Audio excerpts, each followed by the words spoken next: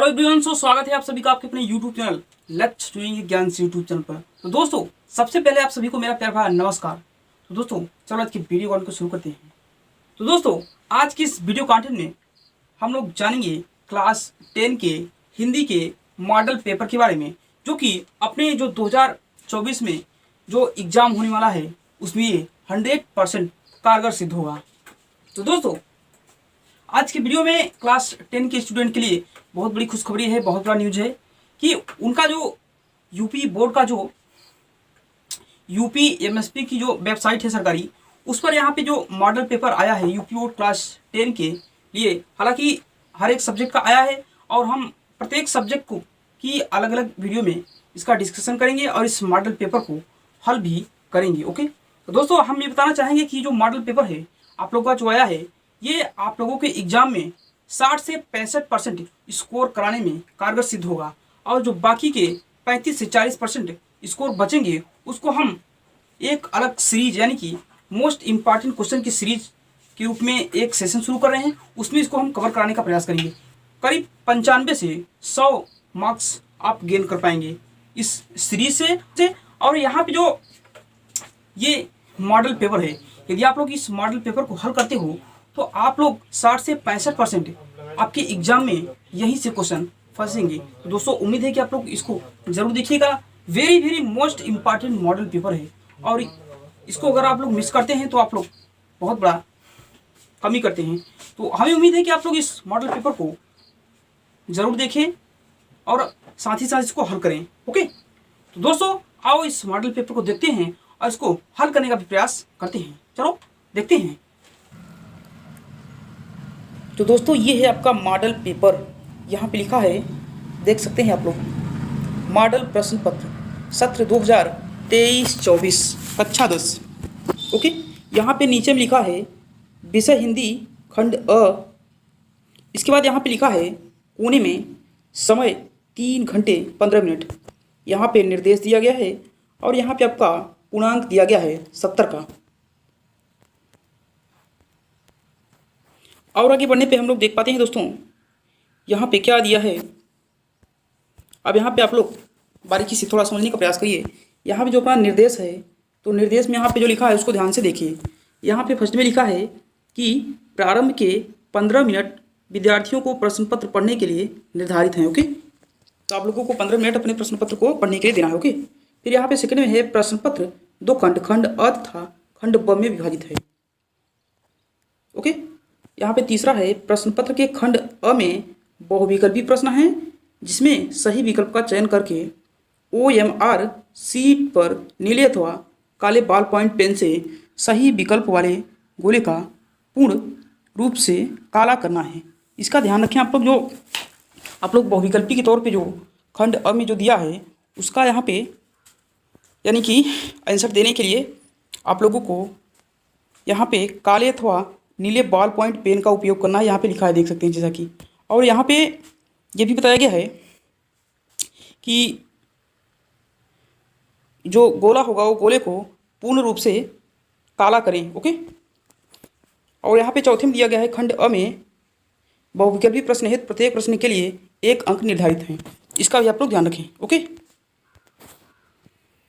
इसके बाद यहाँ पे आगे हम लोग पढ़ते हैं तो यहाँ पे देख पाते हैं पाँचवें में है कि OMR शीट पर उत्तर अंकित किए जाने के बाद उसे काटे नहीं तथा इरेजर एवं व्हाइटनर आदि का प्रयोग न करें। यहाँ पे पहले लिख दिया गया है दोस्तों, आप लोग इससे समझ लें कि गलती ना करें और उसे काटे कूटे ना। ओके, इसका भी आप लोग को ध्यान रखना है। और प्रत्येक प्रश्न के सम्मुख उनके निर्धारित अंक दिए गए हैं। ओके, यहाँ पे दिया गया है। और बहुविकल्पी तौर पे यहाँ पे और बहुविकल्पी प्रश्न खंड अ में दिए गए हैं, जिसके लिए यहाँ पे 20 प्रश्न हैं और 20 पूर्णांक इसका है। ठीक है ना। अब यहाँ पे ये देखते हैं दोस्तों, प्रत्येक प्रश्न के लिए 1 अंक है और प्रत्येक प्रश्न को देखते हैं और इसके उत्तर को भी हम लोग देखते हैं। ठीक है ना। तो दोस्तों, यहाँ पे आप लोगों के सामने प्रश्न फर्स्ट दिया गया है। यहाँ पे है बाबू गुलाब राय किस युग के लेखक हैं। तो दोस्तों, इसको आप लोग जानते हो कि यहाँ पे जो बाबू गुलाब राय हैं वो यहाँ पे द्विवेदी युग के लेखक हैं। ओके, आप लोग ध्यान रखें। यहाँ पे सेकंड प्रश्न इस प्रकार से है कि चिंतामणि किस विधा की रचना है। ओके, तो यहाँ पे आप लोग जानते हो मित्रों जो चिंतामणि है वो एक निबंध विधा की रचना है, ठीक है। तो इस तरह से आप लोगों को करना है, अपने जो सही प्रश्न के उत्तर हैं उनका OMR शीट में सही से नीले या काले बॉल पॉइंट से गोले को रंगना है, ओके। और यहाँ पे तीसरा प्रश्न है इस प्रकार से कि गबन किसकी रचना है, ठीक है ना। तो यहाँ पे गबन आप लोग जानते हो, गबन मुंशी प्रेमचंद की रचना है, ठीक है ना। इसी प्रकार से दोस्तों और आगे अगर हम लोग बढ़ते हैं तो यहाँ पे अगला दिया है, यहाँ पे चौथा प्रश्न है कि शुक्ल युग की समयावधि क्या है। तो मित्रों आप लोग जानते हो कि जो शुक्ल युग है वो द्विवेदी युग के बाद ही प्रारंभ हुआ, यानी कि जो शुक्ल युग, ठीक है ना, या छायावादी युग है, एक ही चीज़ होता है। तो यहाँ पे ये है इसका बी यहाँ पे आंसर होगा कि 1919 से 1938 तक, ठीक है ना। और यहाँ पे अगला देखोगे प्रश्न 5 है कि नीड़ का निर्माण फिर किस विधा की रचना है, ठीक है ना। तो दोस्तों इसको आप लोग जानते हो कि जो नीड़ का निर्माण फिर नेह का आह्वान फिर ये जो कविता है यहाँ पे एक आत्मकथा है, ठीक ना, हरवंश राय बच्चन की। तो यहाँ पे ये भी हो गया आंसर इसका। आगे चलो देखते हैं दोस्तों, यहाँ पे अगला अपना यह है छठवां कि प्रिय प्रवास किस युग की रचना है। तो प्रिय प्रवास दोस्तों जानते हो जो अयोध्या सिंह उपाध्याय की रचना है और ये द्विवेदी युग की रचना है, ठीक। प्रश्न 7 इसके नीचे है कि मधुशाला किसकी रचना है। तो मधुशाला भी आप लोग जानते हो कि हरिवंश राय बच्चन की है, ठीक ना। और आगे यहाँ पे देखते हैं हम लोग, तो यहाँ पे अपना 8वां प्रश्न इस प्रकार से है कि भारत भारती किसकी रचना है। तो भारत भारती आप लोग जानते हो ये मैथिली शरण गुप्त की रचना है। अब यहाँ पे 9वां प्रश्न है कि आधुनिक काल कब से कब तक है, ठीक ना।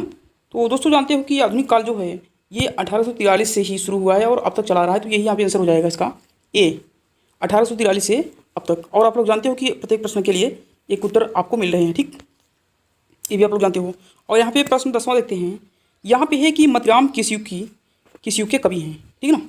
तो दोस्तों आप लोग जानते हो जैसे मतिराम हुए, बिहारी हुए, ये सब जो हैं ये रीतिकाल के कवि हैं। तो यहाँ पे डी आंसर हो जाएगा इसका। तो अब यहाँ पे और आगे चलते हैं, तो यहाँ पे 11वां प्रश्न इस प्रकार से अपना है कि हास्य रस का अस्थायी भाव है। तो हास्य रस का जानते हो दोस्तों कि हास्य रस का तो अस्थायी भाव जो हास्य ही होगा, ठीक है, क्या होगा, हास्य का तो हास्य ही होगा, ठीक। इस प्रकार से यहाँ पे सी है।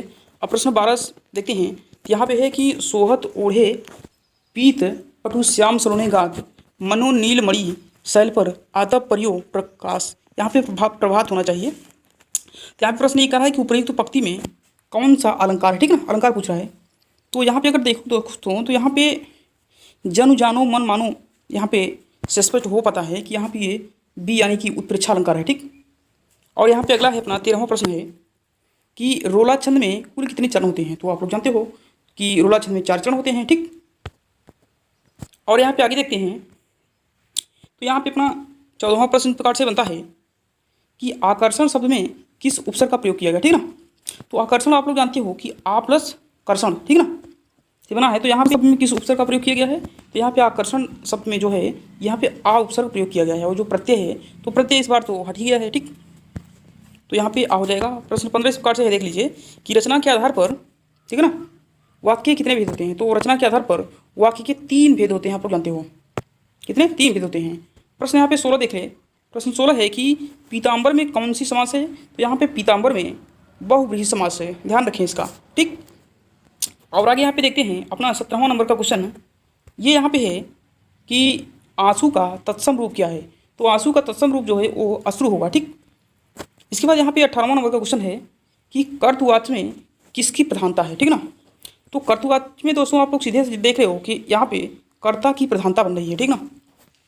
और यहाँ पे आगे देखो, यहाँ पे 19वां नंबर अपना क्वेश्चन बन पा रहा है कि ताभ्य शब्द में, किसमें, ताभ्य शब्द में वचन एवं विभक्ति है। तो ताभ्य शब्द में अगर देखेंगे यहाँ पे ए के रूप में दिया है षष्ठी विभक्ति एकवचन, बी के रूप में यहाँ पे दिया है कि सप्तमी विभक्ति द्विवचन, और यहाँ पे सी में है षष्ठी विभक्ति बहुवचन और डी में है चतुर्थी विभक्ति बहुवचन। तो यहाँ पे हम लोग देखते हैं दोस्तों कि अपना ताभ्य है, ये ताभ्य शब्द चतुर्थी और पंचमी दोनों विभक्ति में आता है, ठीक है ना। तो इसलिए यहाँ पे पंचमी तो नहीं दिया है, इसलिए यहाँ पे चतुर्थी विभक्ति बहुवचन दिया है। तो यहाँ पे डी इसका आंसर हो जाएगा, ठीक ना, ध्यान रखें। और प्रश्न 20 यहाँ पे है कि निम्नलिखित में सर्वनाम है, विषय में आपको सर्वनाम पहचाना है। तो यहाँ पे ए जो है ये यहाँ पे संज्ञा होता है, बी यहाँ पे विशेषण हो जाएगा और सी यहाँ पे आपका बन पाता है सर्वनाम, और यहाँ पे डी तो कुछ है ही नहीं, ठीक ना, यहाँ पे सी इसका आंसर हो जाता है, ओके। तो यहाँ पे हम लोगों ने खंड अ को इस प्रकार से कंप्लीट किया। अब आते हैं अपने खंड ब पे ये अपना OMR शीट में भरना था। अब इसके बाद यहाँ पे अब लिखने वाला है आपके यानी कि कॉपी में जो मिलेगा। तो आओ इसको अब देखते हैं।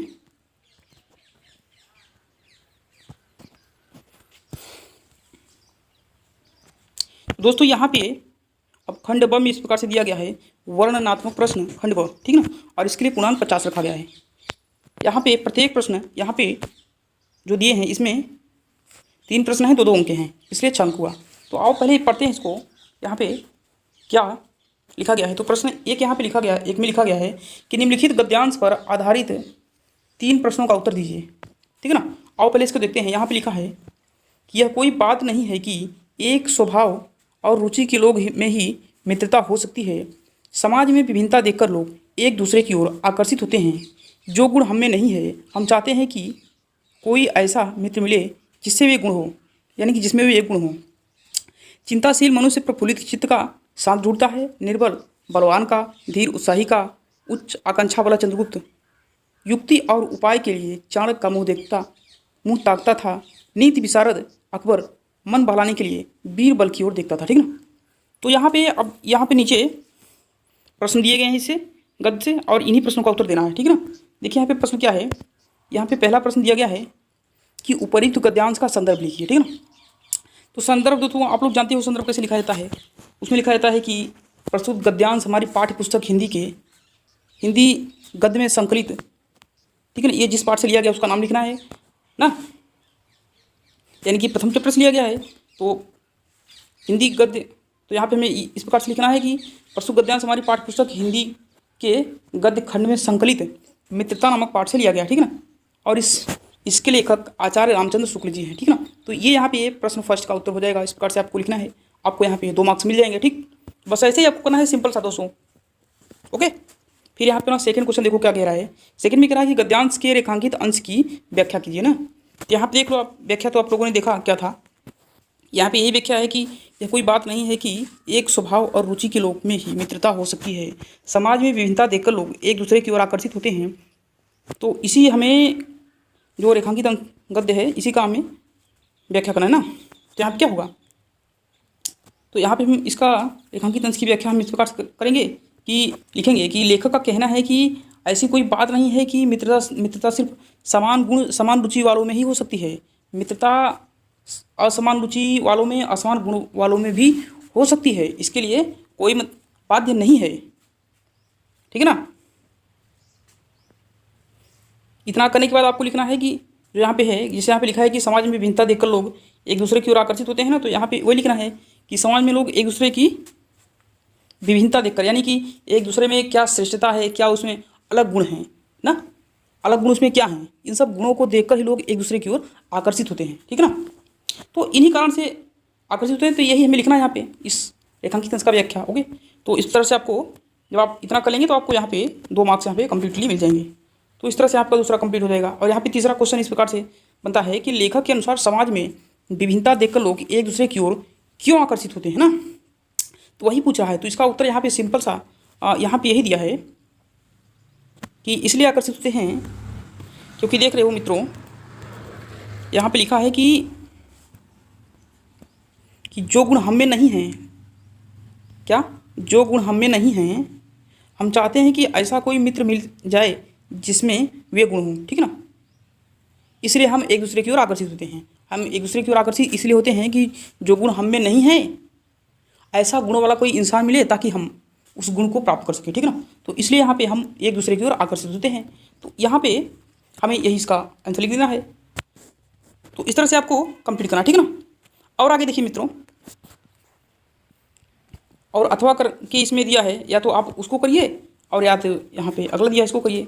इसमें भी लिखा है कि हे भगवान, तप के लिए, विपद के लिए इतना आयोजन, परमात्मा की इच्छा के विरुद्ध इतना साहस पिताजी, क्या भीख न मिलेगी? क्या कोई हिंदू भूपृष्ठ पर न बचा रह जाएगा जो ब्राह्मण को 2 मुट्ठी अन्न दे सके? यह असंभव है। फेर दीजिए पिताजी, मैं काँप रही हूँ, इसकी चमक आँखों को अंधा बना रही है, ठीक ना। तो ये आप लोग देख ही रहे हो कि ममता नामक चैप्टर से लिया या ये रेखांकित गद्यांश आया है। तो यहाँ पे अब आओ देखते हैं, उसी की जैसा इसमें भी करना है। तो यहाँ पे इसके प्रश्न फर्स्ट इस प्रकार से बनते हैं कि उपरोक्त गद्यांश का संदर्भ लिखिए। तो संदर्भ आपको ऐसे ही लिखना है जैसे हमने ऊपर बताया। और यहाँ पे जिस लेखक ने इसको लिखा है उनका नाम इसमें डालना है, ठीक है ना। तो इस तरह से उसको कंप्लीट करना है इसको। फिर यहाँ पे सेकंड क्वेश्चन दिया है कि गद्यांश की रेखांकित अंश की व्याख्या कीजिए। तो इस रेखांकित अंश की व्याख्या करना है। यहाँ पे जो दिया है कि परमात्मा की इच्छा के विरुद्ध इतना साहस पिताजी, क्या भीख न मिलेगी, क्या कोई हिंदू भूपृष्ठ पर न बचा रह जाएगा। तो इसका हमें व्याख्या लिखना है सिंपल सा, जैसे हमने ऊपर लिखा कि ये ममता अपने पिता को समझाते हुए कह रही है, ठीक है ना, कि पिताजी ऐसा दुस्साहस ठीक नहीं है, ये ईश्वर की इच्छा के विरुद्ध है, हमें ये इस चीज़ की आवश्यकता नहीं है, हमें तो हिंदुओं इस भूपृष्ठ पर हिंदू अवश्य बचे रहेंगे जो हमें भीख देंगे। तो ऐसे ही आपको इस प्रश्न का यानी कि जवाब देना है, ठीक है ना। और अगला यहाँ पे तीसरा प्रश्न अपना बचता है कि ममता द्वारा किस कार्य को ईश्वर की इच्छा के विरुद्ध बताया गया ना। तो ममता द्वारा इसी को जो यहाँ पे रिश्वत है ना, जो इनके पिताजी यहाँ पे रिश्वत लेकर आए घर पे, जो मुगलों का रिश्वत इन्होंने स्वीकार किया, तो उसी को ठुकराते हुए ममता ने कहा कि ये ईश्वर की इच्छा के विरुद्ध है, ठीक ना। तो इस तरह से यहाँ पे इसका प्रश्न का उत्तर देना है। तो यहाँ पे अब आओ देखते हैं अगले प्रश्नों को। यहाँ पे दूसरा क्वेश्चन इस प्रकार से बनता है कि नीचे दिए गए पद्यांश पर आधारित 3 प्रश्नों का उत्तर दीजिए ना।